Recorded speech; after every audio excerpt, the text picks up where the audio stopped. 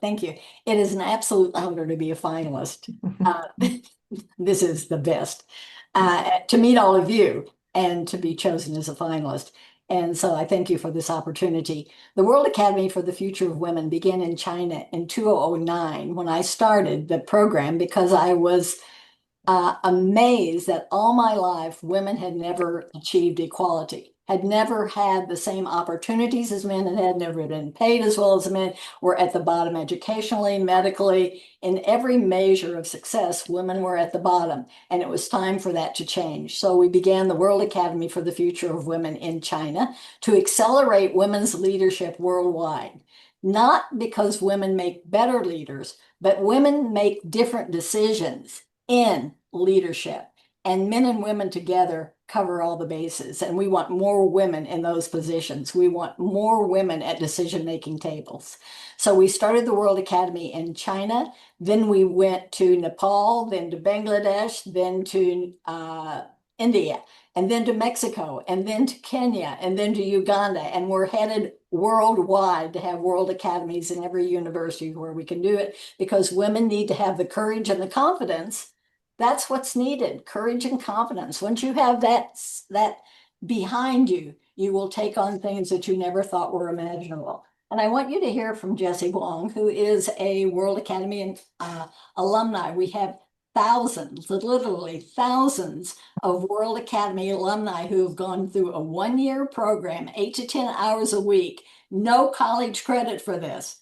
They want to be a leader. They come in and they are prepared by facilitators. 8 facilitators per year go, spend 5 weeks at the university and prepare them for leadership. And they do it on their own dime and their own time. This is truly a collaborative effort for women to have leadership in their future. Jessie. Good afternoon, everyone, or good evening, everyone. My name is Jessie Huang, and thank you so much, Great Danes, to have me here and to share my story with all of you.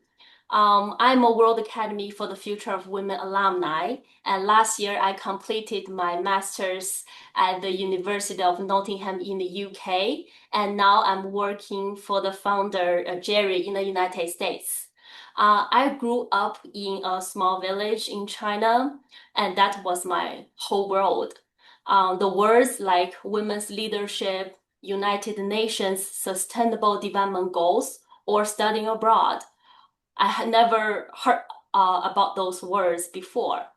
And with the skills, and I used to think about helping others is something that only rich people could do. But in the Academy for the Future of Women, I learned to be brave, I learned to be confident, I learned to dream big. But most importantly, in the Academy, it taught me how to care and take actions on what's missing in my community. So seeing my own self transformation, it reminds me of the children and the women in my village. Many of them have never had the chance to see to meet people who are from different countries, like who I used to be. And then I invited my international facilitators to come and to hold the monthly workshops. Those women and children who sat in the same room with our international facilitators, I can see the wonder and the shock in their eyes, and change are made throughout their facial expression.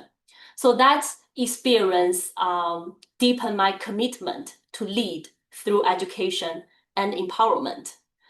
Because of the skills that I learned through the academy, I dared to apply for a master's with my educational leadership and management in the UK, which I never thought about before. And I was even granted by a Canadian women's charity. So in the academy, it taught me leadership is not only for my own self, but also is about bring difference to others. Be generous, be great, be inspired, be grateful, and be generous is what I learned through the academy. So after completing my master's in the UK, and I volunteer myself as a facilitator in the Kenya World Academy for the Future of Women. Last month, I spent 5 weeks with the local Kenya women's, but the conditions of the women's really broke my heart. Like polygamy, women are being raped, especially by their family members. They really broke my heart and also really deepened my commitment to, that's why so important. We want to prepare more women's leadership with their skills because I am one of them and we are part of one another. But now I'm working in the World Academy, seeing myself from a cocoon to a butterfly. I'm really grateful for the facilitators who are committed to accelerating women's leadership worldwide. And I saw my facilitator are with us today on the Zoom. I'm fully grateful. I'm emotional. And thank you for bringing impact on my life. I want to add one more thing. We have consultancy, special consultancy with the United Nations because we train our women to achieve the UN Sustainable Development Goals, those 17 goals that for 25 years have not one country has reached one goal. And all the resources are available. All the resources to achieve the UN Sustainable Goals are available. What's missing is leadership. And we want women to fill those leadership spaces. Yeah.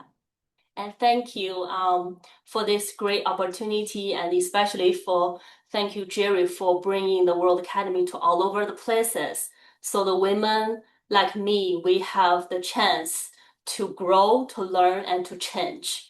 So I'm really grateful, and thank you again, Great Dames, for having Academy here. Thank you for this opportunity, and thank you for having us as a panelist. Thank you.